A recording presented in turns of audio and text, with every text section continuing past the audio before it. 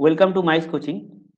আজকে আমাদের আলোচনার বিষয়বস্তু হচ্ছে রসায়নবিদ্যা বা কেমিস্ট্রির উপর যে এমসিকিউ আছে, বিশেষ করে কি না পিএসসির বিভিন্ন এক্সামের যে এমসিকিউ গুলো এসছে, যে কোশ্চেনগুলো জিজ্ঞেস করা হয়েছে, সেই কোশ্চেনগুলো নিয়ে আমরা মোটামুটি আলোচনা করব।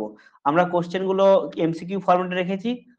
তোমরা প্রথমে অ্যান্সার করার চেষ্টা করবে, না পারলে সেটা আমি বলে দেবো এবং তার পাশাপাশি কি অ্যাসোসিয়েটেড যদি কিছু নলেজ থাকে সেটাও আমি প্রোভাইড করার চেষ্টা করবো। চলো আর সময় নষ্ট না করে আজকের ক্লাসটা শুরু করি।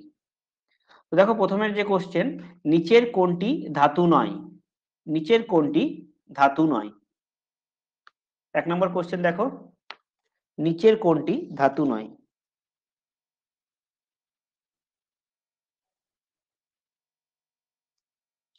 আমরা ধাতু এবং অধাতু যে জিনিসটা সেটা আমরা জানি কি জিনিস।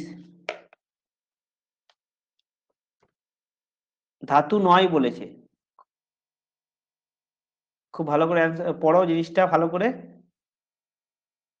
অনেকে বি বলছে কিন্তু বি অ্যান্সার হবে না, কারণ বিটা দেখো, বি হচ্ছে কি, পারদ হচ্ছে তরল ধাতু। ঠিক আছে, পারদ হচ্ছে একটা তরল ধাতু। তাহলে প্ল্যাটিনাম একটা ধাতু, পারদ তরল ধাতু, লিথিয়ামও সবচেয়ে হালকা ধাতু। তাহলে ধাতু নয় কোনটা? সেটা হচ্ছে সিলিকন। ঠিক আছে, তাহলে এক একটার অ্যান্সার কি হবে? সিলিকন। আচ্ছা, তাহলে সিলিকন কি? সিলিকন হচ্ছে একটা ধাতু কল্প। ধাতু কল্প কোনগুলো? যেগুলো ধাতু এবং অধাতু উভয়েরই বৈশিষ্ট্য বজায় থাকে। সিলিকন ছাড়াও কি কি আছে? যেমন আছে জার্মেনিয়াম। ঠিক আছে, জার্মেনিয়াম। এছাড়াও তোমার আছে আর্সেনিক। ঠিক আছে, আর্সেনিক এবং তার সঙ্গে অ্যান্টিমনি। আরেকটা জিনিস বলি, এই যে ধরো তোমার আর্সেনিক বলো, জার্মেনিয়াম বলো, সিলিকন বলো, এগুলো কি কাজে ব্যবহৃত হয়? এগুলো সেমি কন্ডাক্টর তৈরিতে ব্যবহৃত হয়। সেমি কন্ডাক্টর মানে অর্ধ পরিবাহী। ঠিক আছে, মনে রাখবে, অর্ধ পরিবাহী কি? যেগুলো আমাদের কম্পিউটার বলো, মোবাইল বলো, যে চিপগুলো তৈরি হয় ছোট ছোট, সেই চিপগুলো হয় সেমিকন্ডাক্টর দিয়ে, এবং এগুলো তৈরি হয় এই সিলিকন, জার্মেনিয়াম, আর্সেনিক, অ্যান্টিমনি, এই সমস্ত জিনিস দিয়ে তৈরি হয়।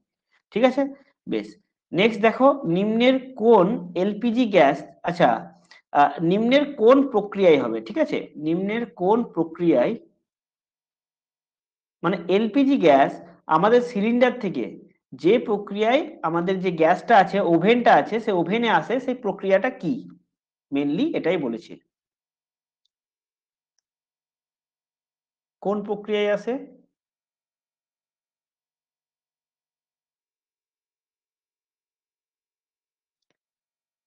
বা তুমি এটাও বলতে পারো, ধরো তুমি ওভেনটার সঙ্গে, মানে ওভেনটা ডিসকানেক্ট করলে, তাহলে গ্যাসটা যে প্রক্রিয়ায় বেরিয়ে ছড়িয়ে পড়বে সারা ঘরে, হুম, সেই প্রক্রিয়াটা।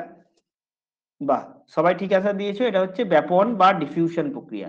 ঠিক আছে, ব্যাপন বা ডিফিউশন কি না, ধরো তুমি ঘরের কোনো একটা কোণে ধূপকাঠি জ্বালালে, সেই ধূপকাঠির যে গন্ধটা আছে বা সুগন্ধ আছে, ফ্র্যাগ্রেন্স আছে, সেটা সারা ঘরে যখন ছড়িয়ে পড়ছে, এই যে ছড়িয়ে পড়ার যে প্রক্রিয়াটা, দুটো গ্যাস যেখানে মিশছে, তো এই প্রক্রিয়াটাই কিন্তু হচ্ছে আমাদের ব্যাপন। ঠিক আছে, ব্যাপন। আর অভিস্রবণ কি না, ঘনত্বের বা গাঢ়ত্বের পার্থক্য থাকলে একটা দ্রবণ অন্য একটি দ্রবণের দিকে যখন যখন চালিত হয়, তো তখন সেটাকে বলছে অভিস্রবণ। ঠিক আছে, আর ভেন্টিলেশন প্রক্রিয়া আমরা কি না, দেখো আমাদের ঘরে তো ভেন্টিলেটর আছে, তো ভেন্টিলেটরের কাজ কি না, আমাদের যে তোমার ঘরের যে বায়ুটা আছে, সেই বায়ুটাকে বাইরে পাঠানো এবং বাইরের বায়ুটাকে ঘরে পাঠানো, তো এটাকে বলছে পরিচলন স্রোত। ঠিক আছে, তো এটাই হচ্ছে ভেন্টিলেশন। বেশ। 3 নম্বর দেখো, একটি নির্দিষ্ট উষ্ণতায় কোনো গ্যাসের চাপ কমালে গ্যাসটির আয়তনের কি পরিবর্তন হবে? চাপ কমালে আয়তনের কি পরিবর্তন হবে?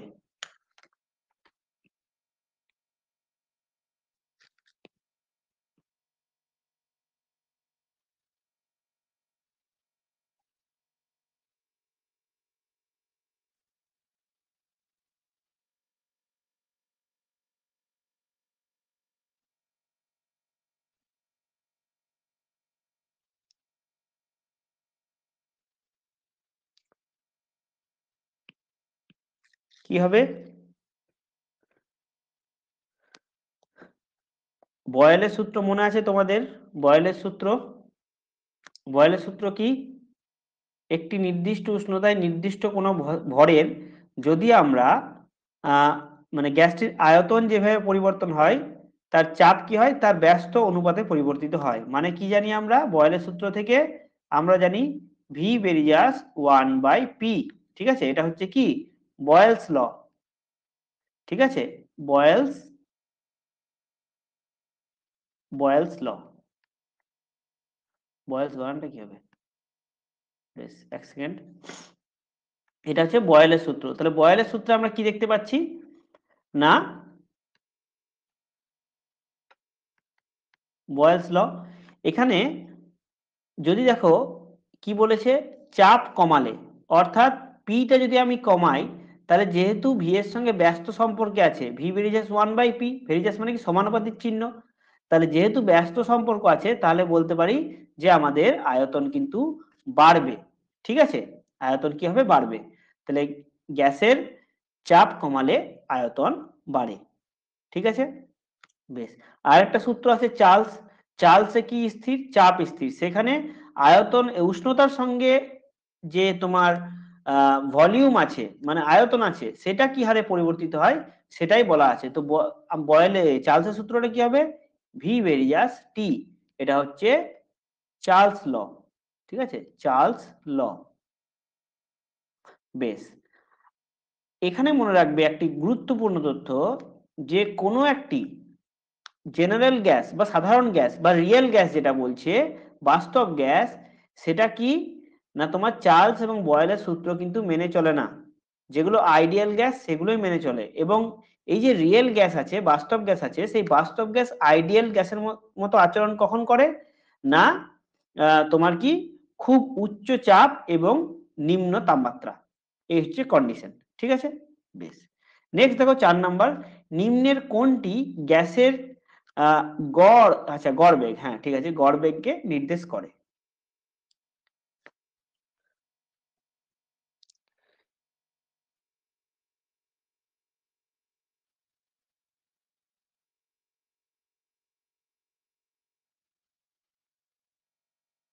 আচ্ছা সবাই কি বলছো চারেরটা? আচ্ছা গড় বেগ বলেছি কিন্তু যারা বি বলছো মানে এটা হচ্ছে কি গড় বেগ নয়, বিটা হচ্ছে root mean square velocity. Root mean মানে কি আহ গড় বেগের বর্গমূলের একটা এভারেজ। ঠিক আছে, তাহলে এটা হবে না। আর এ যারা বলছো তাদেরকে বলে রাখি, এটা হচ্ছে মোস্ট প্রবাবল ভেলোসিটি।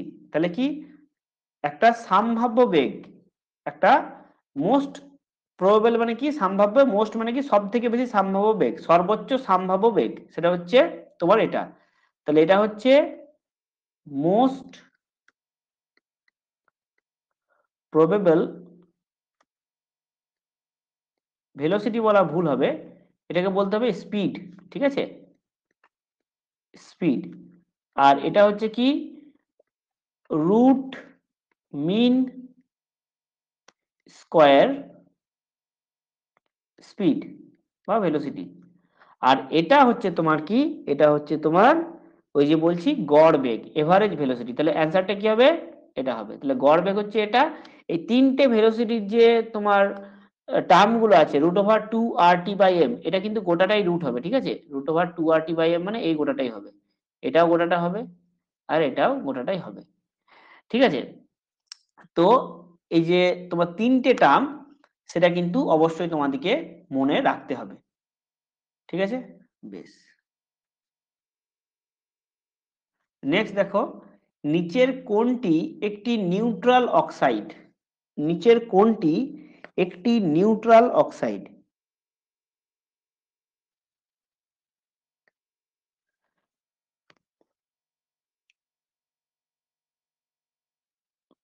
নিউট্রাল মানে কি যেটা অ্যাসিডিকও নয় আর যেটা তোমার ক্ষারীয় নয়, নিউট্রাল অক্সাইড।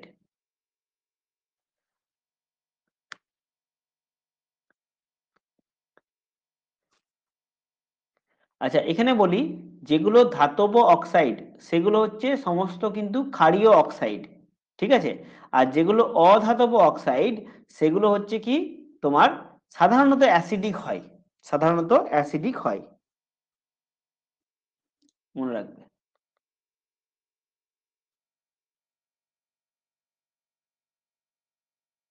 হ্যাঁ, যারা এ বলছো তারা একদম ঠিক বলেছো, এটা হচ্ছে নাইট্রিক অক্সাইড।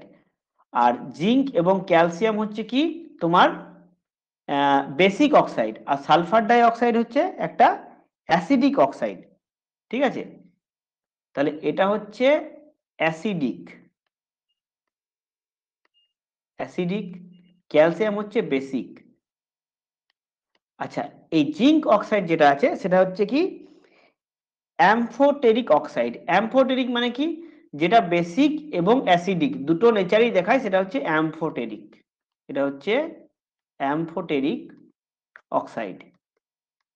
এগুলো পিএসসি তে কিন্তু এসছে, ওই জন্যই একটু তোমাদের টাফ লাগছে, কারণ এই কোশ্চেন গুলো বিগত অনেকদিন আসেনি, 2003-4 সালের কোশ্চেন। ঠিক আছে, এগুলো তো এখন এই ধরনের কোশ্চেন কমই আসে।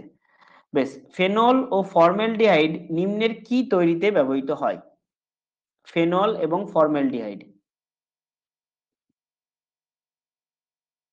ফেনলের সংকেত কি? বোধহয় C6 H5OH, আর ফর্মালডিহাইডে হচ্ছে C6H5CHO। এটা হচ্ছে ফর্মালডিহাইডের সংকেত। না, এটা আমি বলে দিই, এটা একটু কঠিন কোশ্চেন। তো এটা হচ্ছে ব্যাকেলাইট। ঠিক আছে, এই এই যে টেফলন, নাইলন, পিভিসি, ব্যাকেলাইট, এগুলো কিন্তু সব হচ্ছে ডিফারেন্ট ডিফারেন্ট প্লাস্টিকের ফরম্যাট। মানে যেমন পিভিসি হচ্ছে, পিভিসির পাইপ আমরা দেখেছি খুব শক্ত হয়, ব্যাকেলাইটও তাই, আরো শক্ত। ব্যাকেলাইটটা হচ্ছে পিভিসির থেকেও শক্ত, নাইলনটা একটু পিভিসির থেকে ইয়ে, পলিথিনটা আরো। তো বিভিন্ন রকম পলিথিন বা পলিইথিলিন যেগুলো আছে, তার যে তোমার জিনিসগুলো, সেগুলো কিন্তু এই ফেনল আর ফর্মালডিহাইড থেকে তৈরি হয়। ঠিক আছে, মেনলি ব্যাকেলাইটই তৈরি হয়। বেশ, হীরাতে কি ধরনের রাসায়নিক বন্ধন থাকে? হীরেতে কি ধরনের রাসায়নিক বন্ধন থাকে?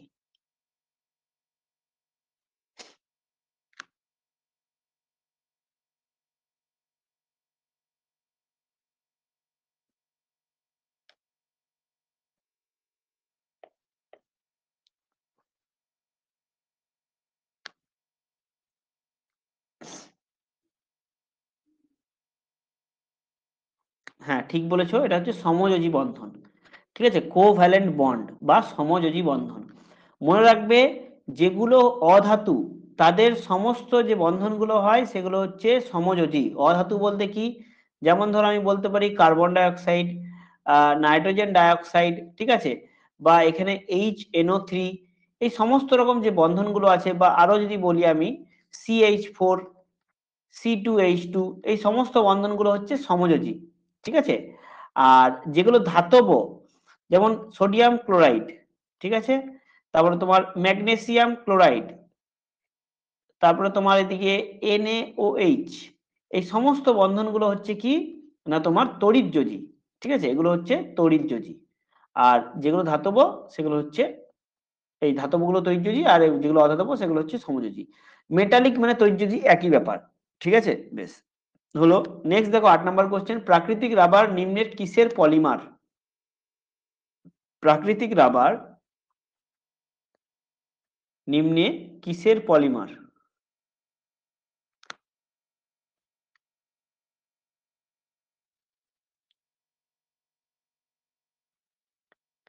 বাহ, ঠিক বলেছো, এটা হচ্ছে আইসোপ্রিন। আইসোপ্রিনের পলিমার হচ্ছে তোমার কি না এই প্রাকৃতিক রাবার। ঠিক আছে, তাহলে মনোমার জিনিসটা কি? মনোমার হচ্ছে একটা এবং পলিমার হচ্ছে অনেকগুলো। যেমন ইথিলিনের তোমার পলিমার হচ্ছে পলিথিন। ঠিক আছে, ইথিলিনের যেমন পলিথিন, সেরকম এটা। আইসোপ্রিনের হচ্ছে ন্যাচারাল রাবার। বেশ, নিম্নের কোনটি দিয়ে আচ্ছা, নিম্নের কোনটি কাঁচের মূল উপাদান? নিম্নের কোনটি কাঁচের মূল উপাদান?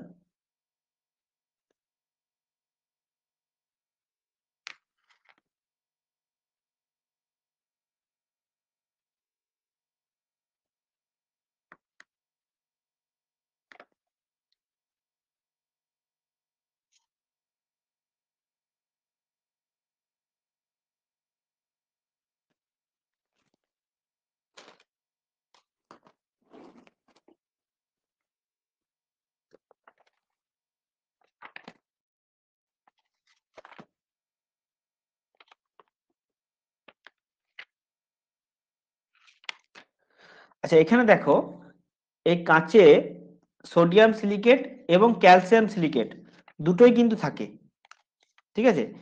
তার মধ্যে সোডিয়াম সিলিকেটটা সব থেকে বেশি থাকে। তো এখানে অ্যান্সার কিন্তু দুটোই হবে। আর যদি এই দুটোই দেয়, এই দুটোই ধরো দিল, তাহলে তুমি মার্ক করবে সোডিয়াম সিলিকেট, ঠিক আছে, যেহেতু সোডিয়াম সিলিকেটটা বেশি থাকে। হুম। এবং তার সঙ্গে কি থাকে, SiO2, ঠিক আছে, এটাও কিন্তু থাকে, সিলিকন ডাইঅক্সাইড। তো এই দুটোই অ্যান্সার হবে। আশা করি দুটোর মধ্যে দুটো দেবে না, যে কোনো একটা দেবে, ঠিক আছে। অ্যান্সার কিন্তু দুটোই হবে, সোডিয়াম সিলিকেট বা ক্যালসিয়াম সিলিকেট। বেশ। আচ্ছা, কাঁচ হচ্ছে কি, কাঁচ হচ্ছে কি, একটা হচ্ছে লিকুইড, মনে রাখবে, একটা তরল, ঠিক আছে। কাঁচ হচ্ছে একটা লিকুইড, ঠিক আছে, কাঁচ কিন্তু কোন রকম সলিড নয়। বেশ, নিম্নের কোনটি অ্যালুমিনিয়াম নিষ্কাশন করা হয়? নিম্নের কোনটিতে অ্যালুমিনিয়াম নিষ্কাশন করা হয়, কোন পদ্ধতিতে? নিম্নের কোন পদ্ধতিতে অ্যালুমিনিয়াম নিষ্কাশন করা হয়?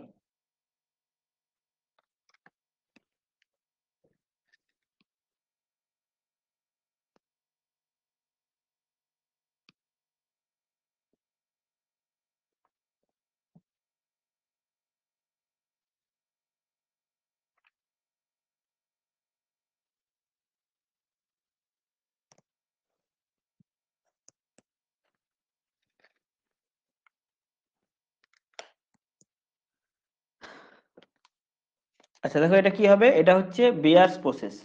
বেয়ার্স প্রসেসের মাধ্যমে অ্যালুমিনিয়াম নিষ্কাশন করা হয়, ঠিক আছে। অ্যালুমিনিয়াম পাওয়া যায় কোথা থেকে? বক্সাইট থেকে। তাহলে বক্সাইট যে ওর আছে, সেই ওর থেকে বা খনিজ থেকে অ্যালুমিনিয়ামটাকে আমরা নিষ্কাশন করি। আচ্ছা, ডাউন্স প্রসেস কি? এটা হচ্ছে সোডিয়াম তৈরির প্রসেস, ঠিক আছে। সোডিয়াম, ডাউন্স হচ্ছে সোডিয়াম। আর অসওয়াল্ড হচ্ছে কি, তোমার HNO3, মানে নাইট্রিক অ্যাসিড তৈরির একটা পদ্ধতি। আর সলভে যে প্রসেসটা আছে সেটা কি, সেটা হচ্ছে সোডিয়াম কার্বনেট, ঠিক আছে, সোডিয়াম কার্বনেট, ঠিক আছে। তার মধ্যে বেয়ার্সটাই দেয় যে অসওয়াল্ড, সলভে এগুলো একটু ডিফিকাল্ট হয়ে গেল, এগুলো সাধারণত দেয় না। বেয়ার্সটা কিন্তু অবশ্যই তোমরা মনে রাখবে, এটা কিন্তু তোমাদের ইম্পর্টেন্ট হচ্ছে। বেশ, নেক্সট দেখো, নিচের কোন ধাতুটিকে কুইক সিলভার বলা হয়? নিচের কোন ধাতুটিকে কুইক সিলভার বলা হয়? কোন ধাতুটিকে কুইক সিলভার বলা হয়?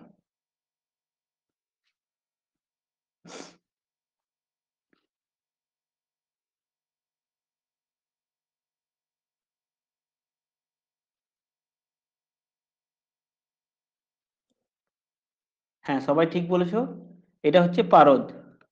পারদকে বলা হয় কুইক সিলভার। বেশ, কোন অ্যাসিডকে সামুদ্রিক অ্যাসিড বলা হয়? কোন অ্যাসিডকে সামুদ্রিক অ্যাসিড বলা হয়?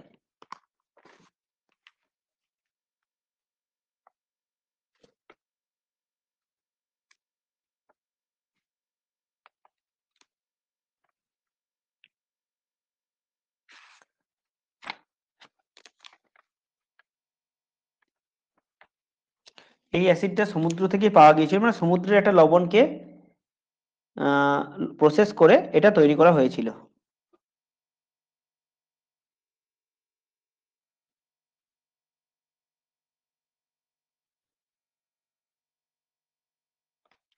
হ্যাঁ, সবাই ঠিক বলেছে, এটা হচ্ছে হাইড্রোক্লোরিক অ্যাসিড। এই হাইড্রোক্লোরিক অ্যাসিডকে কি বলা হয়? মিউরিয়েটিক অ্যাসিডও অনেক সময় বলা হয়, মনে রাখবে, মিউরিয়েটিক অ্যাসিডও বলা হয়, ঠিক আছে। আর তোমার যে সালফিউরিক অ্যাসিড আছে, এই সালফিউরিক অ্যাসিডকে কি বলা হয় না, অনেক সময় তোমার কিং অফ অ্যাসিড বলা হয়, ঠিক আছে, কিং অফ অ্যাসিড, এটাকে বলা হয় কিং অফ অ্যাসিড। এবং এই সালফিউরিক অ্যাসিডটাই কিন্তু ব্যাটারিতে যে জলটা ব্যবহৃত হয় সেখানে ইউজ হয়, এই সালফিউরিক অ্যাসিডটা, ঠিক আছে। আর নাইট্রিক অ্যাসিড কি বলা হয়? Aqua Fortis, aqua Fortis. এই নাইট্রিক অ্যাসিড এবং HCl মিশিয়ে কিন্তু অ্যাকোয়া রিজিয়া তৈরি করা হয়, যা সোনা গলাতে বা বিভিন্ন ধাতু গলাতে কাজে লাগানো হয়। বেশ, কাকে উত্তপ্ত করলে কি আছে, হ্যাঁ, কাকে উত্তপ্ত করলে প্লাস্টার অফ প্যারিস পাওয়া যায়? কাকে উত্তপ্ত করলে প্লাস্টার অফ প্যারিস পাওয়া যায়?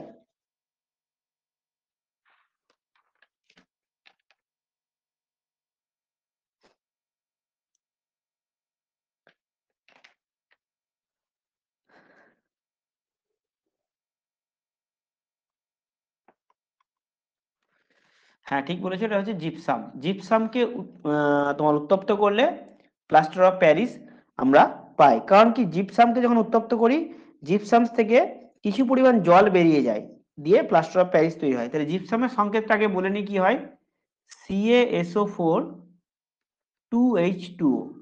ঠিক আছে, এটা হচ্ছে জিপসামের সংকেত। এবং এখান থেকে কিছুটা জল বেরিয়ে যায়, তখন কি তৈরি হয়, POP, প্লাস্টার অফ প্যারিস। যার সংকেতটা কি, যার সংকেত হচ্ছে CaSO4 হাফ H2O। ঠিক আছে, বেশ। এখানে আরেকটা মনে রাখবে সংকেত, যেগুলো আমরা গুরুত্বপূর্ণ আসে এক্সামে, কুইক লাইম। কে বলতে পারবে কুইক লাইমের সংকেত কি? Quick lime. আরেকটা হচ্ছে কি স্ল্যাক লাইম। কুইক লাইম মানে হচ্ছে বোধহয়, কুইক লাইমের বাংলাটা আমার মনে পড়ছে না। স্ল্যাক লাইম মানে চুন জল, আশা করি। Slack lime, slack lime, slack lime মানে চুন জল। কুইক লাইমের সংকেতটা কেউ পারলে বলো একটু।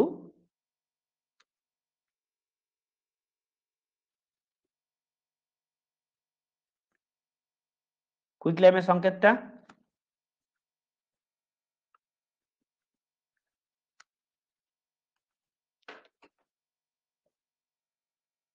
দেখো, সংকেতটা কি হবে, ক্যালসিয়াম অক্সাইড, CaO। ঠিক আছে, আর স্ল্যাক লাইম কি বললাম, চুন জল। তাহলে এটা কি হচ্ছে, এর সঙ্গে যদি জল মিশিয়ে দিই তাহলে হচ্ছে ক্যালসিয়াম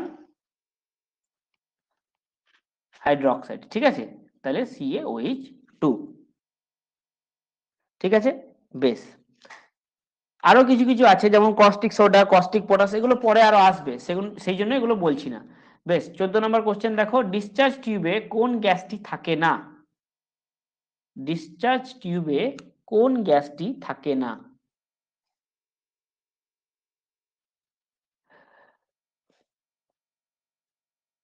আচ্ছা, ডিসচার্জ টিউবে হাইড্রোজেন থাকে? ভাবনা চিন্তা করে বলো। আমরা কি জানি, ডিসচার্জ টিউবে নাইট্রোজেন থাকে এবং তার সঙ্গে যেগুলো নিষ্ক্রিয় গ্যাস হয় সেগুলো থাকে।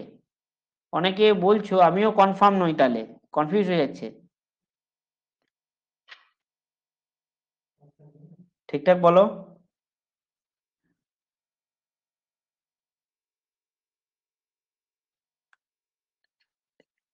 Helium, krypton, xenon, radon, argon, এই সমস্ত হচ্ছে কি নিষ্ক্রিয় গ্যাস। তাহলে এই যে গ্যাসগুলো আছে এগুলো তো থাকেই ডিসচার্জ টিউবে, তার সঙ্গে নাইট্রোজেনকেও ব্যবহার করা হয়। তাহলে একটা গ্যাস ডিসচার্জ টিউবে ব্যবহার করা হয় না, সেটা হচ্ছে হাইড্রোজেন। ঠিক আছে, তাহলে থাকে না কোনটি, সেটা হচ্ছে হাইড্রোজেন। মনে রাখবে, হাইড্রোজেন। ঠিক আছে, বেশ। যে কোনো বৈদ্যুতিক বাতির ক্ষেত্রে বাতির যে তোমার যে ফিলামেন্ট থাকে বা যাই থাকে, সেটা যাতে অক্সিডেশন বা জারিত হয়ে নষ্ট না হয়ে যায়, তাই কিন্তু এই গ্যাসের এই যে ইয়েগুলো আছে, মানে যে গ্যাসগুলো আছে সেগুলোকে দেওয়া হয়।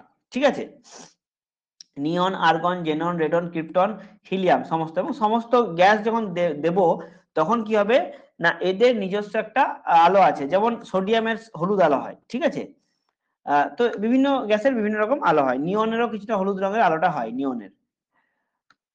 বেশ, তো মনে রাখবে নিষ্ক্রিয় গ্যাস এবং তার সঙ্গে নাইট্রোজেন ব্যবহার করা হয়। নিচের কোনটি থার্মোপ্লাস্টিক? নিচের কোনটি থার্মোপ্লাস্টিক?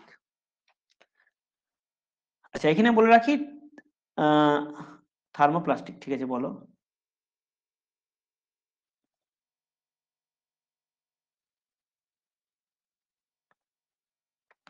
নাইলন 66, এটা হচ্ছে নাইলন 66, 66।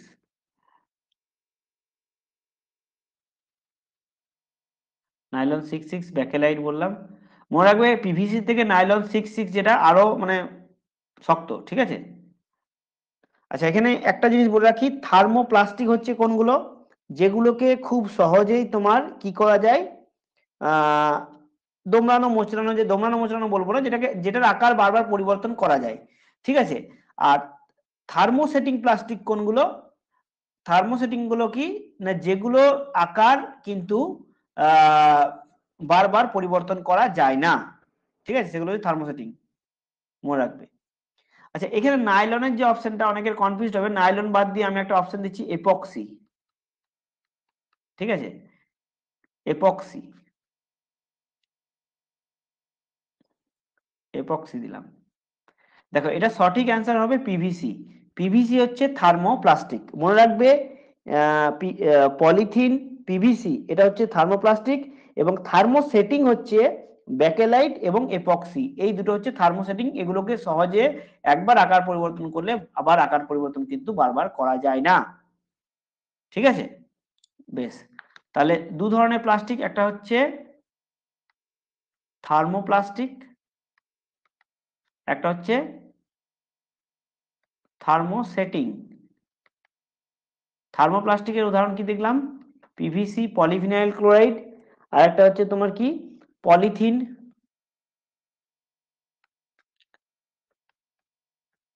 পলিথিন, আর এটা হচ্ছে কি, ব্যাকেলাইট।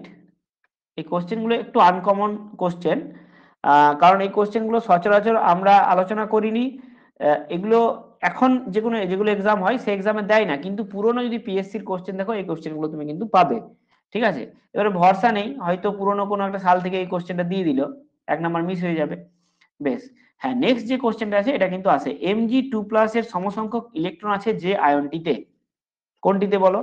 এটা সবাই তোমরা পারবে আশা করি। Mg, দেখো এমজিতে কতগুলো ইলেকট্রন আছে ম্যাগনেসিয়ামে, সেটা হচ্ছে 12টি, ঠিক আছে। তো তাহলে Mg2+ মানে কি হচ্ছে, এই 12টা থেকে কটা ইলেকট্রন মাইনাস হচ্ছে? দুটো ইলেকট্রন, প্লাস মানে ইলেকট্রন বাইরে যাচ্ছে, তার মানে 10টা হয়ে গেল, ঠিক আছে। তাহলে এখানে দেখো কোনটা হবে অ্যান্সার। সোডিয়ামের ইলেকট্রন সংখ্যা কটা আছে দেখো খুব ভালো করে, সেটা হচ্ছে 11টা, 11টা আছে। এবারে আমি যদি Na+ করি, তাহলে সোডিয়াম থেকে কটা ইলেকট্রন যাচ্ছে? 11 - 1 সমান 10টা, ঠিক আছে। তাহলে দেখো 10 আর 10 মিলে যাচ্ছে, এরও 10 আর এরও 10, তাহলে এটা হবে সোডিয়াম প্লাস, বুঝতে পারলে? মনে রাখবে যে আমার যদি তোমার প্লাস থাকে, তাহলে ইলেকট্রন যতগুলো প্লাস থাকবে সেটা তার যে ইলেকট্রন সংখ্যা সেটা থেকে মাইনাস করতে হবে, আর যদি মাইনাস থাকে তো আমাকে তার যে ইলেকট্রন সংখ্যা, যেমন এমজির 12, যদি Mg2 নেগেটিভ থাকতো তাহলে আমাকে দুটো যোগ করতে হতো, ঠিক আছে, মাইনাস থাকলে যোগ আর প্লাস থাকলে বিয়োগ, এটা হচ্ছে নিয়ম যখন আমরা কোনো আয়নের ইলেকট্রন সংখ্যা বার করবো। Mg2+ তো একটা আয়ন, তো তার ইলেকট্রন সংখ্যা বার করছি, ঠিক আছে। বেশ, নেক্সট দেখো, সুপার অক্সাইডের ক্ষেত্রে অক্সিজেনের জ্বালন সংখ্যা কত? অক্সিজেনের 2-3টে জ্বালন সংখ্যা থাকে, তো সুপার অক্সাইড, পার অক্সাইড, অক্সিজেন যেমন একটা সাধারণ তার জ্বালন সংখ্যা এগুলো কিন্তু থাকে। তো সুপার অক্সাইডের ক্ষেত্রে জ্বালন সংখ্যা কত?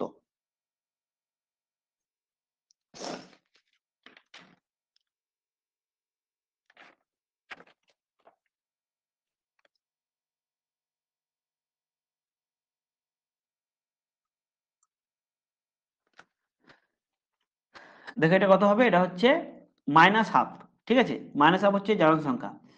আচ্ছা, সুপার অক্সাইডের ক্ষেত্রে -12, আবার যদি তোমার পার অক্সাইড বলতাম তাহলে হতো -1, তাহলে এটা হচ্ছে পার অক্সাইড, পার অক্সাইড, ঠিক আছে। আর এমনি যে অক্সিজেনের হচ্ছে কত জ্বালন সংখ্যা? -2, ঠিক আছে, ও এর অক্সিজেনের হচ্ছে -2, ঠিক আছে, মনে রাখবে। আচ্ছা, দুধ হচ্ছে একটি কি, জেল, মিশ্রণ, ফোম, এটা ফোম হবে, আর ইমালশন কোনটা হবে? এটা সবাই পারবে আশা করি, খুব ইজি কোশ্চেন, খুব দ্রুত শেষ করব ক্লাসটা। এটা হচ্ছে ইমালশন, ঠিক বলেছো, দুধ হচ্ছে একটা ইমালশন, ঠিক আছে, মানে একটা কোলোয়েড, তো কোলোয়েডের যে ভাগটা আছে সেটা হচ্ছে ইমালশন। বেশ, নেক্সট দেখো, নিম্নের কোনটি কাচের গ্লাসে রাখা যায় না কারণ এটি কাচের সঙ্গে বিক্রিয়া করে? কোনটি রাখা যায় না কারণ এটি কাচের সঙ্গে বিক্রিয়া করে? আচ্ছা, কাঁচের গ্লাস শব্দটা ভুল হচ্ছে, আমি লিখতে হতো নিম্নের কোনটি গ্লাসে রাখা যায় না কারণ এটি কাঁচের সঙ্গে বিক্রিয়া করে। গ্লাস আর কাঁচ একই, বোঝার সুবিধার্থে আমি লিখে দিয়েছি।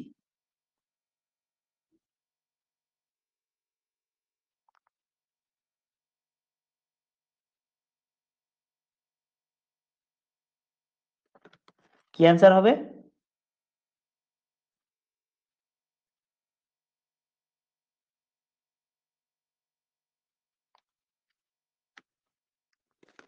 ঠিক, এটা হবে সি, এইচএফ। ঠিক আছে, দেখো সবাই নিজে অ্যান্সার করার চেষ্টা করো, পাশে কেউ ধরো মানে বলছি না, মোবাইল টোবাইল দুটো মোবাইল রেখে অ্যান্সার দেখে তাতে ক্ষতি হবে, ঠিক আছে? তো সবাই নিজে অ্যান্সার করার চেষ্টা করো, ভুল হোক। মনে রাখবে আমি বারবার বলি একটা কথা, এখানে যেটা ভুল হবে সেটা কিন্তু এক্সাম হলে ভুল হবে না। হ্যাঁ, আমি তোমাকে এনসিওর করছি যে এখানে যদি ভুল হয় তাহলে এক্সাম হলে সেটা কোনোদিন ভুল হবে না, বা যে কোনো কোশ্চেন যেটা তুমি জীবনে ভুল করেছো একবার, সেটা কিন্তু আর তুমি ভুল করবে না। হুম, যেটা তুমি ঠিক করেছো আগে সেটা ভুল হয়ে যেতে পারে, কিন্তু ভুলটা কোনোদিন আর ভুল হবে না। ঠিক আছে, বেশ। ভিনিগারের রাসায়নিক নাম কি? খুব ইজি কোশ্চেন, সবাই অ্যান্সার দাও। ভিনিগারের রাসায়নিক নাম? Vinegar, vinegar.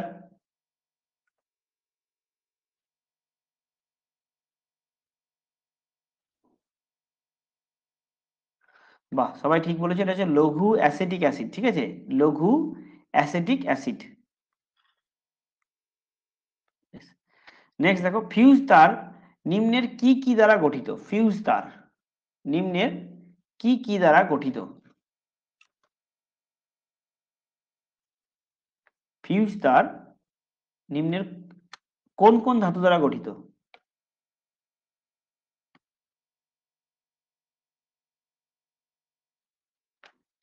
এই কোশ্চেনটা এসেছিল ইন্ডাস্ট্রিয়াল ডেভেলপমেন্ট অফিসার, আইডিও 2019।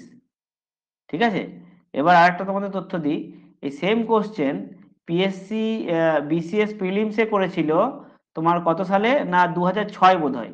ঠিক আছে, তাহলে আইডিও 2019-এ এসেছিল, তাছাড়াও পিএসসি যে এক্সাম ডাব্লিউবিসিএস সেটাও কিন্তু 2006-এর যে এক্সাম, সেখানে কিন্তু এটা এসেছিল। তাহলে আমরা দেখতে পাচ্ছি যে কোশ্চেন কিন্তু রিপিট হচ্ছে। হ্যাঁ, এই জন্যই বলি যে যাদের কাছে স্ক্যানার আছে, স্ক্যানারটা একবার চোখ বুলিয়ে যেও।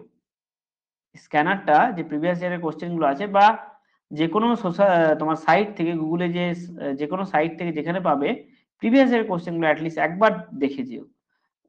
কিছুটা কমন পাবে, 5-7টা কোশ্চেন কমন পাবে। ঠিক আছে, বেশ। এটার অ্যান্সার কি করলে সি বলছে, দেখো এটার অ্যান্সার কি হবে, এটা হচ্ছে লেড এবং টিন। মনে রাখবে, লেড এবং টিন। ঠিক আছে, দেখো ফিউজ তার লেড এবং টিন দিয়ে তৈরি, কেন? লেড এবং টিন, টিন কিন্তু খুব একটা সুপরিবাহী নয়। আমরা যদি সুপরিবাহী করি তাহলে সেক্ষেত্রে একটু প্রবলেম আছে। হ্যাঁ, তো লেড টিন সুপরিবাহী নয়, এবং এরা এদের যে তোমার গলনাঙ্ক আছে সেটাও কিন্তু কম, একটু হিট দিলে সেটা গলে যায়, সেরকম যে তার দরকার যার গলনাঙ্ক কি হবে, কম হবে।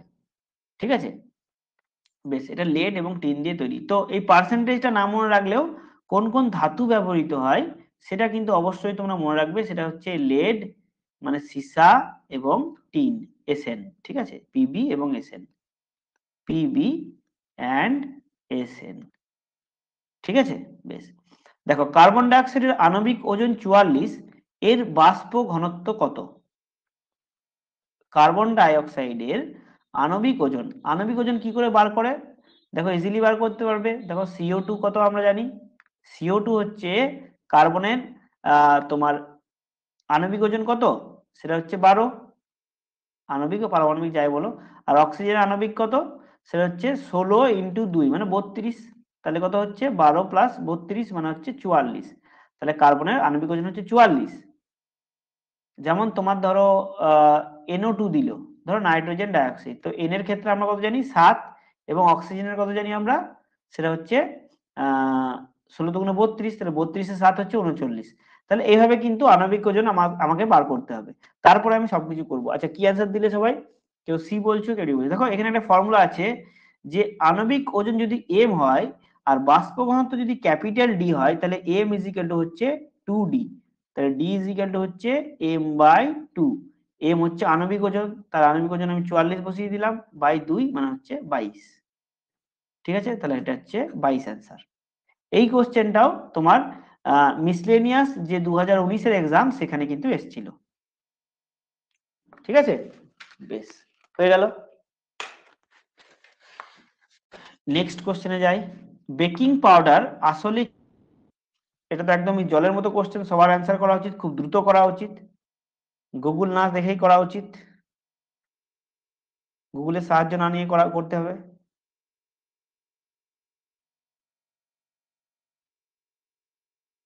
ঠিক আছে, বেশ। এটা হচ্ছে সোডিয়াম বাইকার্বনেট, একদম ঠিক বলেছো, সোডিয়াম বাইকার্বনেট। সংকেতটা কি হবে? আই থিঙ্ক আমার যতটুকু মনে হয় Na2HCO3 এরকম টাইপের সংকেত, ঠিক আছে। তো এটা হচ্ছে সোডিয়াম বাইকার্বনেট। বেশ। আচ্ছা, কস্টিক সোডা আসলে কি? Caustic soda, caustic soda, caustic soda, বাহ, এটাও সুন্দর কোশ্চেন। এটা হচ্ছে সোডিয়াম হাইড্রোক্সাইড। আবার কস্টিক পটাশ যদি বলতো, ঠিক আছে, যদি বলতো তোমার কি কস্টিক পটাশ, তাহলে হতো KOH। মনে রাখবে, কস্টিক পটাশ হচ্ছে পটাশ, KOH। ঠিক আছে, তাহলে NaOH হচ্ছে কস্টিক সোডা, যেটা একটা ক্ষার, মানে বেস। আর তো বাদ বাকি এই KOH ও তাই, একটা ক্ষার, এক ধরনের বেস, ঠিক আছে। সোডিয়াম বাইকার্বনেটও তাই, একটা তোমার ক্ষার বলতে গেলে। বেশ, বেশ। নেক্সট দেখো, পর্যায় সারণীর অষ্টক সূত্রটি কে দিয়েছেন? অষ্টক সূত্র মানে কি? না, কোনো একটা মৌল, তার যে অষ্টম মৌল তার সঙ্গে প্রপার্টি কি হয়? সমান হয়। যেমন আমরা বলতে পারি লিথিয়ামের সঙ্গে কার আছে, যতদূর সম্ভব, না সরি, লিথিয়াম নয়, দাঁড়াও 1 সেকেন্ড।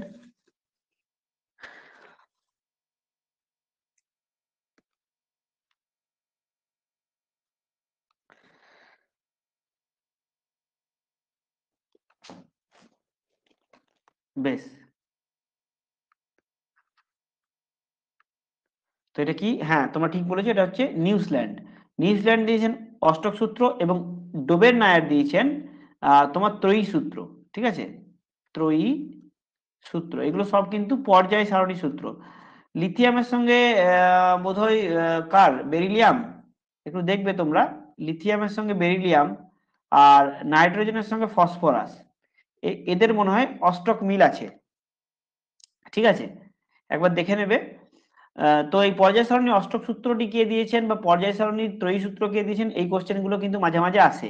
আর তাছাড়াও পর্যায় সারণী যখন আমি পড়িয়েছিলাম, তখন আমি বলেছিলাম যে কোনো একটি তোমার কি না, কোনো একটি মৌল আছে, তার তড়িৎ ঋণাত্মকতা বা ইলেকট্রোনেগেটিভিটি কিভাবে তোমার চেঞ্জ হয়। যেমন আমরা কোনো একটি পর্যায়ের বাঁ দিক থেকে ডান দিকে যদি যাই, তাহলে সেক্ষেত্রে কি হবে না, আমার ইলেকট্রোনেগেটিভিটি বা তড়িৎ ঋণাত্মকতা বৃদ্ধি পাবে। ঠিক আছে, এবং সব থেকে তড়িৎ ঋণাত্মক মৌল কোনটি? যেমন ফ্লুরিন। ঠিক আছে, এই জিনিসগুলো কিন্তু আমাদেরকে মনে রাখতে হবে। বেশ, বনস্পতি ঘি তৈরি করতে নিচের কোনটি ব্যবহৃত হয়? নিচের কোনটি ব্যবহৃত হয়? বাহ, সবাই ঠিক বলেছো, এটা হাইড্রোজেন। আচ্ছা, তোমাদের কাছে কোশ্চেন, বলো, এই যে বনস্পতি ঘি আছে, এটা স্যাচুরেটেড ফ্যাট না আনস্যাচুরেটেড ফ্যাট? বলো দেখি তোমরা, সম্পৃক্ত না অসম্পৃক্ত?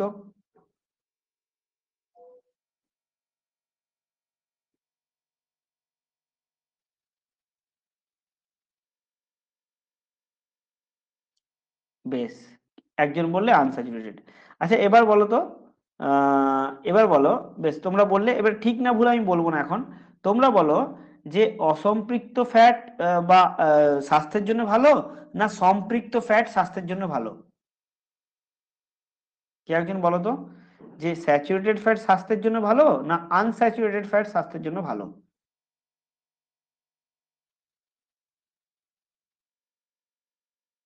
কোনটা ভালো স্বাস্থ্যের জন্য আমাদের? কে একজন ভাবনা চিন্তা করে বলো, তারপর আমি অ্যান্সারটা বলছি। কে একজন? বেশ, তোমরা অ্যান্সার দিলে আমি বলে দিচ্ছি। মনে রাখবে যে সব সময় আনস্যাচুরেটেড ফ্যাট আমাদের স্বাস্থ্যের জন্য ভালো। ঠিক আছে, আনস্যাচুরেটেড ফ্যাট কিসে থাকে না, যেমন ধরো বিভিন্ন রকম যে বাদাম রয়েছে, কাজু বাদাম বলো, বা তোমার যে এই সাধারণ বাদাম যেগুলো বলো, সেই সমস্ত কিছুতে থাকে আনস্যাচুরেটেড ফ্যাট। ঠিক আছে, সেগুলো স্বাস্থ্যের জন্য ভালো। সানফ্লাওয়ারেও কিন্তু আনস্যাচুরেটেড ফ্যাট থাকে, সেগুলো স্বাস্থ্যের জন্য ভালো। কিন্তু এই যে বনস্পতি ঘি আছে, এটাও তোমার কি আনস্যাচুরেটেড ফ্যাট থাকে, কিন্তু যখনই তাতে হাইড্রোজেন মিশিয়ে দিচ্ছি, যখনই সেটাকে হাইড্রোজেন মিশিয়ে দিলাম, তখন সেটা হয়ে গেল স্যাচুরেটেড ফ্যাট। ঠিক আছে, তাহলে বনস্পতি ঘি হচ্ছে একটা স্যাচুরেটেড ফ্যাট।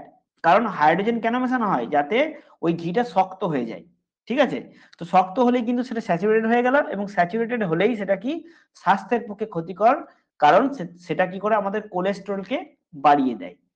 ঠিক আছে, তো আমরা সবসময় আনস্যাচুরেটেড যে ফ্যাট আছে সেই ফ্যাটটাকে কিন্তু আমরা হেলথি ফ্যাট বলবো, বাকিগুলো কিন্তু তোমার হেলথি ফ্যাট নয়। এবং কোলেস্টেরল বাড়লে কি হয় জানোই, আমরা দেখতে পাচ্ছি হার্টের যে ডিজিজ গুলো হয়, হ্যাঁ, সেগুলো কিন্তু এই কোলেস্টেরলের জন্যই হয় মেনলি। তো সেই কারণে আমাদের রেড মিট বলো, এই রেড মিট জিনিসটা আমাদেরকে কিন্তু কম একটু কনজিউম করতে হবে বা খেতে হবে, কারণ সেখানেও কিন্তু তোমার কি হচ্ছে না, কিছু পরিমাণ তোমার কোলেস্টেরল বাড়িয়ে দিচ্ছে সেটাও। বেশ, নেক্সট দেখো, রাসায়নিকভাবে অ্যাসপিরিন কি নামে পরিচিত? অ্যাসপিরিন কি নামে পরিচিত?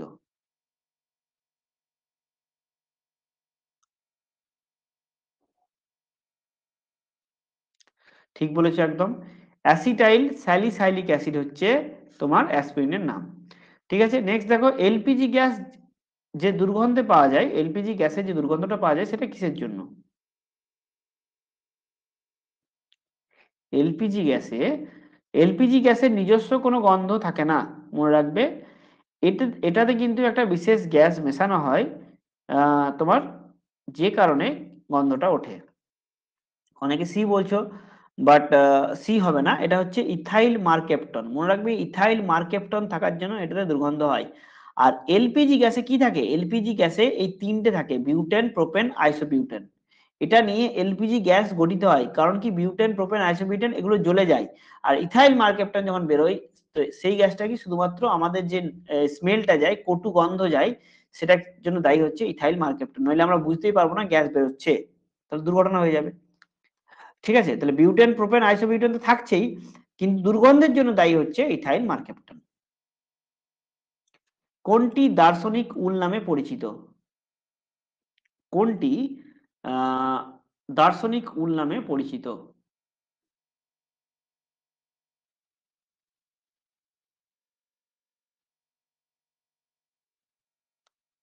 বাহ, সবাই ঠিক বলেছে, এটা হচ্ছে জিঙ্ক অক্সাইড। ঠিক আছে, জিঙ্ক অক্সাইড দার্শনিক উল নামে পরিচিত। ব্রোঞ্জ নিম্নের কোন ধাতু দিয়ে তৈরি? ব্রোঞ্জ নিম্নের কোন ধাতু দিয়ে তৈরি? ব্রোঞ্জ।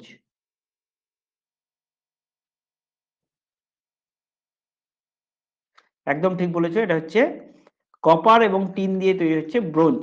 ঠিক আছে, আর দস্তা কি দিয়ে তৈরি, ব্রাশ কি দিয়ে তৈরি? সেটা হচ্ছে তোমার কপার এবং জিন, এটা হচ্ছে ব্রাশ।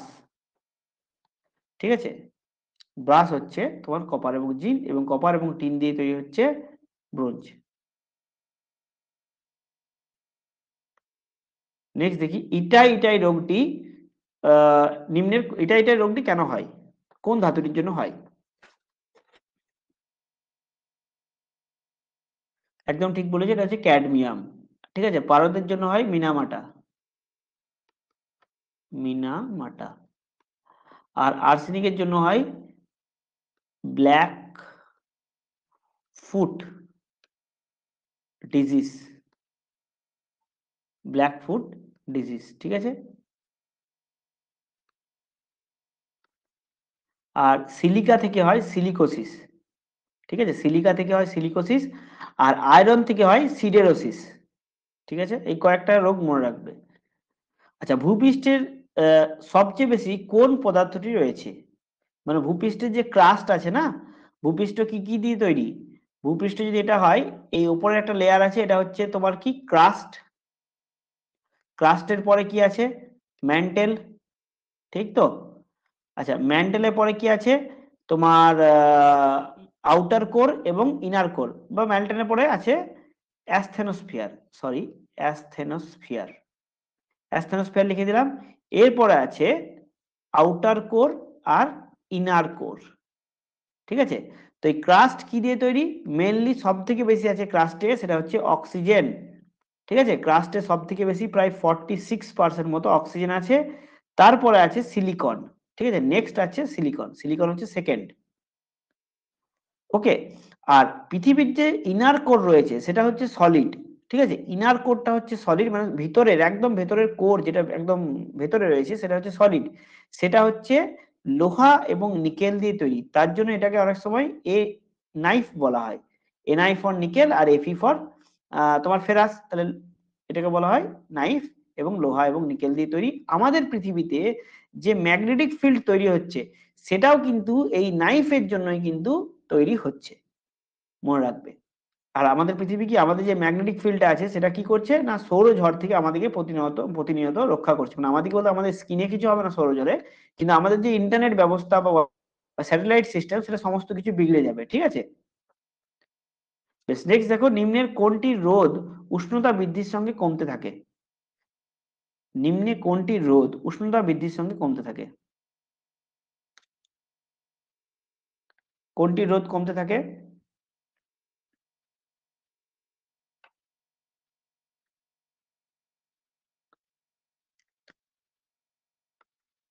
দেখো, এটা যদি টেম্পারেচার হয় আর এটা যদি আর হয়, তাহলে রোদ কি হবে, এইভাবে কমবে, ঠিক আছে।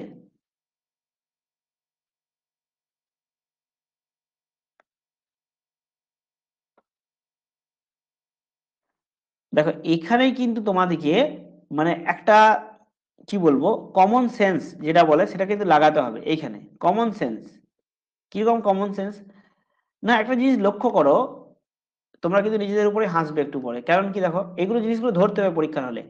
লোহা, তামা, পারদ, এই তিনটেই হচ্ছে মেটাল, ঠিক তো, মেটাল। এরা যদি মেটাল হয় বা ধাতু হয়, তাহলে এদের ধর্ম কি হবে, একই হবে, ঠিক তো। তা তিনটে অপশন কিন্তু এখানে হবে না, যে কোনো একটা অপশন হবে। তাহলে তিনটে অপশন যদি না হয়, যে কোনো একটা হয়, তাহলে তিনটে তো বাদ যাবে। তাহলে অ্যান্সার কি হবে, সিলিকন। পরীক্ষার হলে কিন্তু তোমার অ্যান্সারটা না জানা থাকলেও তুমি করে আসতে পারবে যদি এই লজিক গুলো খাটাও, যে তিনটে যা আছে তাদের মধ্যে সিমিলারিটি রয়েছে। তো তিনটে অ্যান্সার তো হতে পারে না, তাহলে আমার দেওয়া থাকতো এ বি অ্যান্ড সি বা অল অফ দ্য কিছু থাকতো, কিন্তু সেটা নেই, রয়েছে কি সিলিকন। তাহলে সিলিকন এর কি হয়, তোমার উষ্ণতা বৃদ্ধির সঙ্গে রোদ কমে। আর এখানে সিলিকন হচ্ছে একটি ধাতু কল্প, আগেই বলেছি, ধাতু কল্প। বাকি যেগুলো রয়েছে তোমার লোহা, তামা, ধাতুর ক্ষেত্রে উষ্ণতা বৃদ্ধির সঙ্গে কি হয়, রোদ বাড়তে থাকে, উষ্ণতা বৃদ্ধির সঙ্গে রোদ বাড়ে, ঠিক আছে।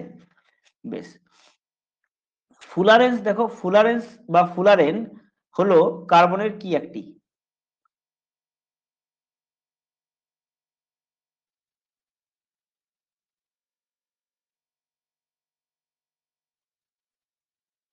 ফুলারেন বা ফুলারেন্স কি?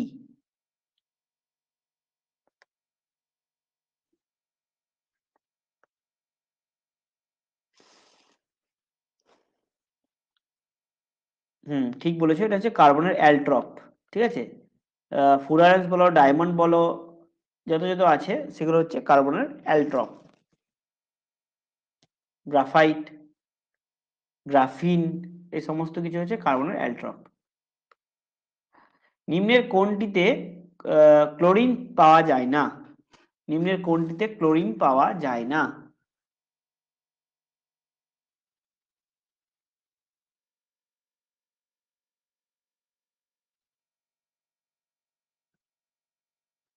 নিম্নের কোনটিতে ক্লোরিন পাওয়া যায় না?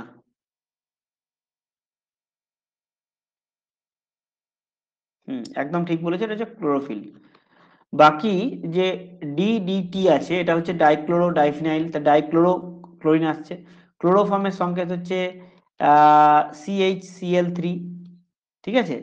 আর তোমার, আচ্ছা, ক্লোরোফর্মের সময় C6H5Cl3 হবে, ঠিক আছে। আর ব্লিচিং পাউডারের সংকেত হচ্ছে CaOCl Cl। সেহেতু এইগুলোতে কি হচ্ছে, আমি দেখতে পাচ্ছি ক্লোরিন রয়েছে, কিন্তু ক্লোরোফিলে কিন্তু ক্লোরিন থাকে না। বেশ, ভোপাল গ্যাস দুর্ঘটনায় কোন গ্যাসটি লিক হয়েছিল? এটি হয়েছিল কখন, 1984, ঠিক আছে, 1984-এ হয়েছিল। তো এটিতে কোন গ্যাস লিক হয়েছিল? গ্যাসটির আরেকটি নাম হচ্ছে MIC। বাহ, সবাই ঠিক বলে একদম, মিথাইল আইসোসায়ানেট। এই মিথাইল আইসোসায়ানেট গ্যাসটি লিক হয়েছিল, সেই জন্য কিন্তু এটা আমেরিকার কোম্পানি ছিল, মনে রাখবে। এবং অনেক মানুষ এতে কিন্তু মারা গিয়েছিল। বেশ, কৃত্রিম বৃষ্টিপাত ঘটানো হয় নিম্নের কিসের ছোট ছোট কণা স্প্রে করে?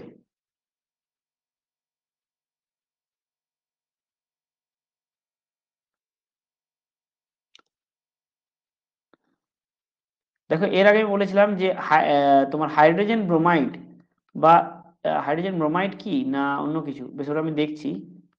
HBr এর কণা স্প্রে করা হয়। বেশ, এই অ্যান্সারটা করো, সবাই ঠিক অ্যান্সার করো, দেখি কে পারো। বেশ, একজনই মাত্র ঠিক অ্যান্সার দিলে। তো এটা হচ্ছে শুষ্ক বরফ, ড্রাই আইস কিন্তু তোমার কি করা হয়, স্প্রে করা হয় কৃত্রিম বৃষ্টিপাত ঘটানোর জন্য। ঠিক আছে, ড্রাই আইস করা হয়। নেক্সট দেখো, সিল্ক ফাইবার হলো, মানে আমরা যে সিল্কটা পাই, ঠিক আছে, যেমন ধরো তসর, তসর থেকে যে সিল্কটা আমরা পাচ্ছি, বা মুগা সিল্ক যেটা পাই, সেটা আসলে কি? আহ, তোমার কি যে পতঙ্গগুলো থাকে তাদের যে মুখ থেকে সেগুলো বেরিয়ে আসে, সেটা আসলে কি? সবাই একই ভুল করছে, আমি ভাবছিলাম, ওই জন্য সেলুলোজ অপশনটা আমি দিয়েছি, ঠিক আছে, ওই জন্য সেলুলোজ দিয়েছি। দেখো, সেলুলোজ বলো আর আরেকটা কি দেখলাম, হ্যাঁ, সেলুলোজ কিন্তু একমাত্র আছে কি তোমার, আমরা কি দেখতে পাই, প্ল্যান্টে দেখতে পাই, প্ল্যান্ট। প্ল্যান্ট মানে কি, উদ্ভিদে দেখতে পাই সেলুলোজটা। তাহলে সিল্ক ফাইবার তসরের শরীর থেকে বেরিয়ে আসে, শরীরের অংশ, তাহলে অবভিয়াসলি এটা প্রোটিন হবে, ঠিক আছে, এটা হবে প্রোটিন। এই জিনিসগুলো কিন্তু উত্তর না জানলেও করতে পারবে, কারণ সিল্ক যেটা হয় সেটা তো কোনো গাছ থেকে হচ্ছে না, সেটা একটা পতঙ্গ থেকে হচ্ছে, ঠিক আছে, রেশম মথ থেকে হচ্ছে। তাহলে রেশম মথ একটি প্রাণী, তো প্রাণীর দেহ থেকে কোনো যদি অংশ বেরিয়ে আসে, তো সেটা কি হবে, প্রোটিন হওয়ার সম্ভাবনা কিন্তু অনেক বেশি। ঠিক আছে, যেমন তোমার ধরো এই যে ধরো মাকড়সার যে জাল, সেটাও কিন্তু এক ধরনের প্রোটিন, ঠিক আছে, সেটাও কিন্তু এক ধরনের প্রোটিন। বেশ, নিম্নের কোনটি হ্যালোজেন মৌল নয়? নিম্নের কোনটি হ্যালোজেন? হ্যালোজেন কোনগুলো? যেগুলো ম্যান্ডেলিফের সব 7A তে থাকে, অথবা আধুনিক পর্যায় সারণীতে কি 17 নাম্বার তোমার যে শ্রেণী রয়েছে সেখানে থাকে, সেটা হচ্ছে হ্যালোজেন। কোনটি নয় হ্যালোজেন?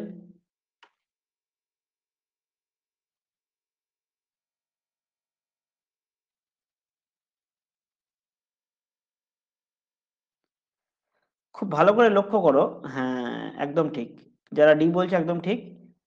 এখানে তোমার লজিকটা দেখেছো, অ্যান্সার আমি জানি না, ধরো অ্যান্সার না জানলেও আমি কিন্তু কি বলেছিলাম, জার্মেনিয়াম হচ্ছে একটা ধাতু কল্প। তাহলে এই তিনটে একই, ক্লোরিন ফ্লুরিন আয়োডিন ব্রোমিন এগুলো একই, সেহেতু জার্মেনিয়াম কিন্তু অ্যান্সার হচ্ছে। ঠিক আছে, বেশ। ম্যানোমিটার যন্ত্রের সাহায্যে কি মাপা হয়? তাপ বিকিরণ, গ্যাসের চাপ নির্ণয় করা হয়, সমুদ্রের গভীরতা, বায়ুর চাপ।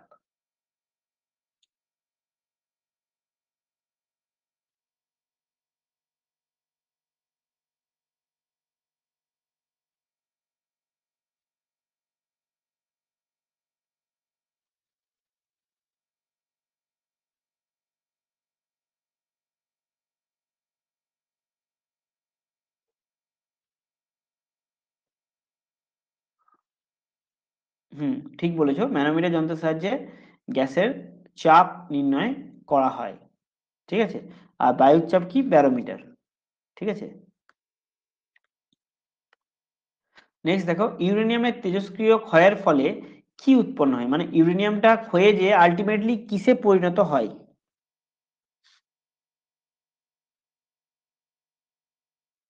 ইউরেনিয়ামটা ক্ষয়ে যে কিসে পরিণত হয়? হুম, বাহ, ঠিক বলছে একদম, সীসা বা লেডে পরিণত হয়। আলটিমেটলি যে কোনো তেজস্ক্রিয় পদার্থ কি হয়, সীসা বা লেডে পরিণত হয়। ঠিক আছে, ক্ষয়ের ফলে। বেশ, দাঁতের এনামেল কি দ্বারা গঠিত? দাঁতের এনামেল, আর কিছুক্ষণ আছে ক্লাসটা, আর কয়েকটা কোশ্চেন আছে। দাঁতের এনামেল কি দ্বারা গঠিত? সব ক্যালসিয়াম আছে, সব ক্যালসিয়াম আছে, তো ক্যালসিয়াম ক্লোরাইডটা হবে না, কাটতে পারি আমি, একটা কেটে দিলাম। ক্যালসিয়াম ফসফেট আর সালফেটের মধ্যে ইয়ে, তো এর অ্যান্সার কি হবে, এটা হচ্ছে ক্যালসিয়াম। আচ্ছা, ক্যালসিয়াম, হ্যাঁ এটা ঠিক বলেছো, এটা হচ্ছে ক্যালসিয়াম ফসফেট। ঠিক আছে, ক্যালসিয়াম ফসফেট, অ্যান্সারটা কি হবে, ক্যালসিয়াম ফসফেট দ্বারা গঠিত হচ্ছে দাঁতের এনামেল। ঠিক আছে, বেশ। জল একটি সার্বজনীন ধ্রুবক বা দ্রাবকও বলতে পারো, কারণ জলের ড্যাশ খুব বেশি ফোটন কণা, তড়িৎ ক্ষমতা, তাপীয় ধ্রুবক, ডাই ইলেকট্রিক ধ্রুবক।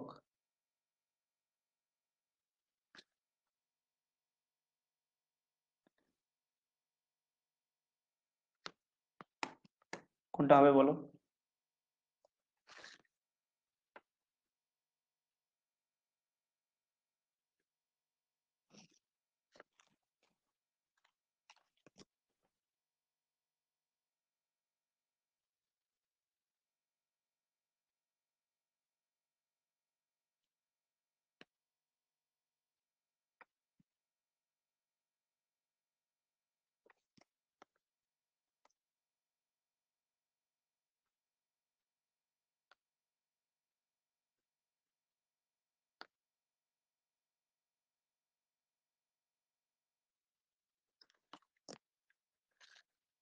তেতাল্লিশের, হ্যাঁ ডি যারা বলছো একদম ঠিক বলেছো, এটা হচ্ছে ডাই ইলেকট্রিক কনস্ট্যান্ট। যার ডাই ইলেকট্রিক কনস্ট্যান্ট বা ডাইইলেকট্রিক ধ্রুবক যত বেশি, সেটা তত ভালো দ্রাবক। তো জল জেনে আমরা সার্বজনীন দ্রাবক বা দ্রবণ, কারণ এটা সবকিছুকে গুলিয়ে দিতে পারে। তো এই কারণে কিন্তু জল একটা তোমার কি হয়, সার্বজনীন ধ্রুবক বলা হয় জলকে। ঠিক আছে, বেশ। নিচের কোনটি এপসাম সল্ট? নিচের কোনটি এপসাম লবণ?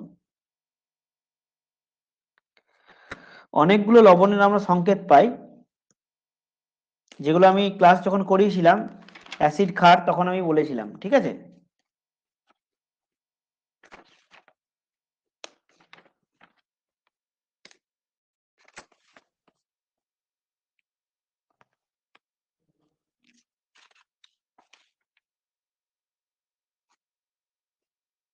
কোনটা হবে?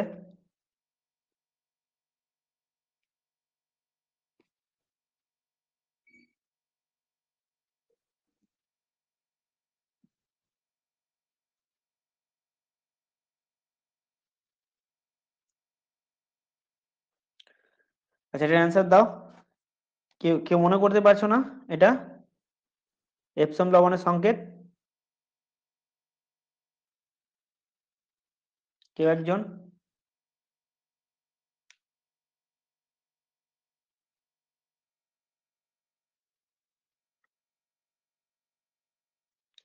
আচ্ছা, 44 এটা সি বলছো, বেশ।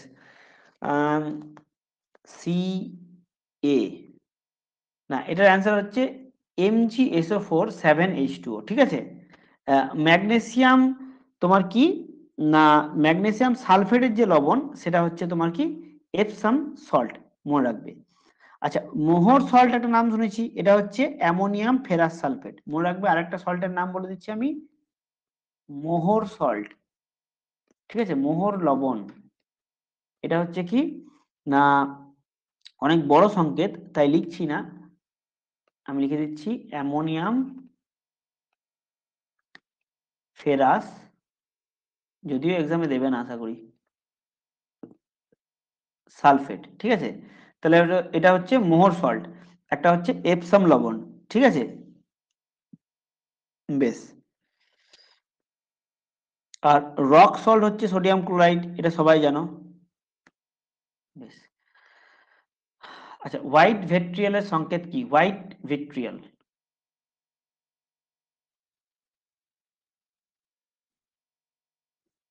হোয়াইট ভিট্রিয়ালের সংকেত কি?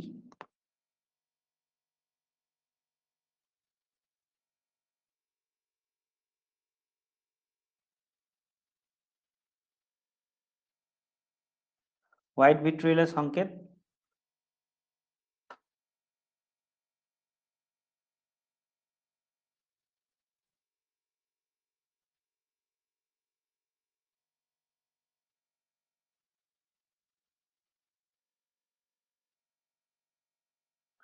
আচ্ছা এটা হচ্ছে কি, ওই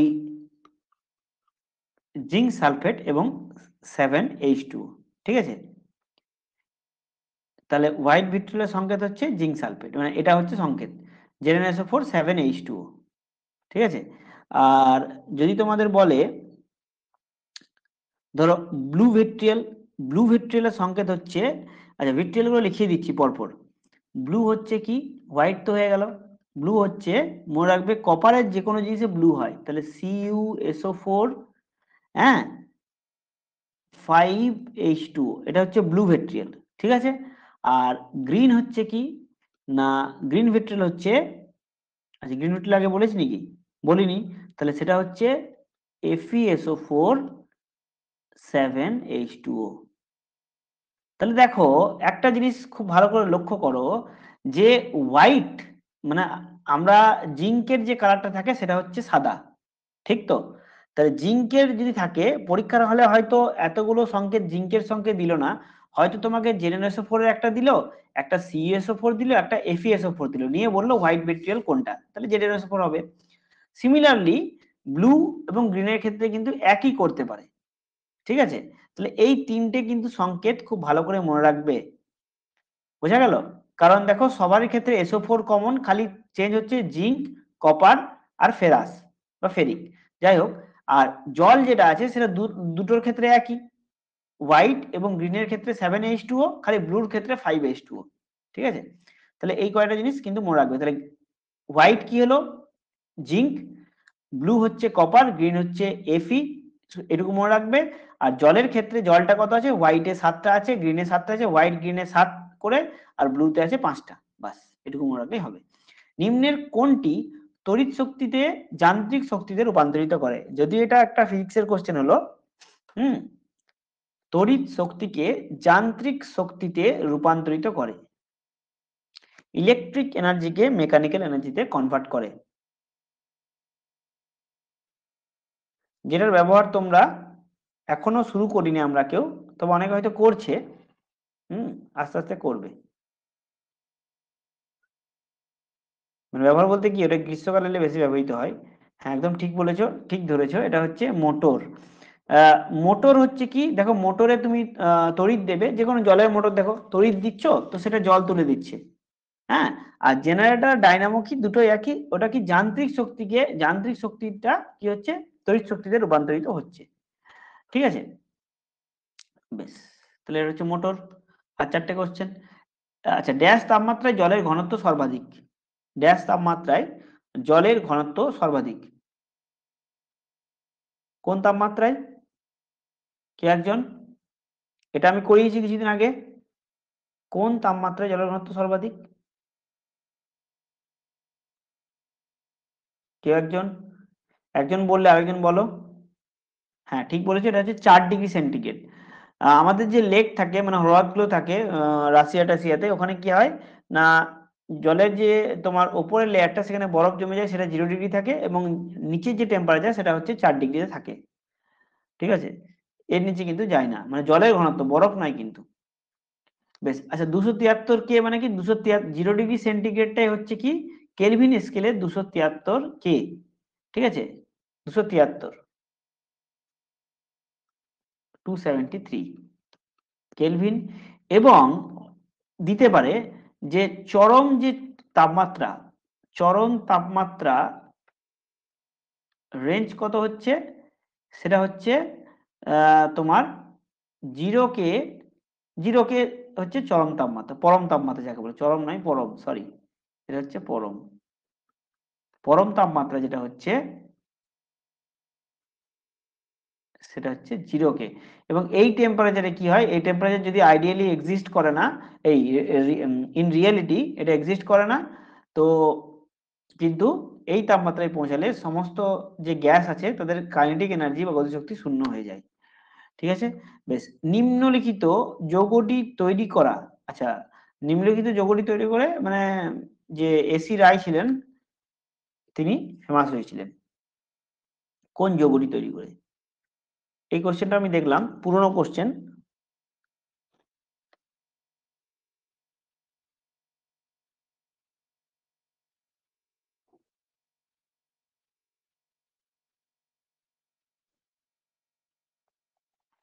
আচ্ছা এটার অ্যান্সার আমি বলে দিচ্ছি, এটা হচ্ছে Hg2NO3, ঠিক আছে, নাইট্রাইটের যৌগ তৈরি করে তিনি কি হয়েছিলেন, মানে তার সেটা যুগান্তকারী কাজ, ঠিক আছে।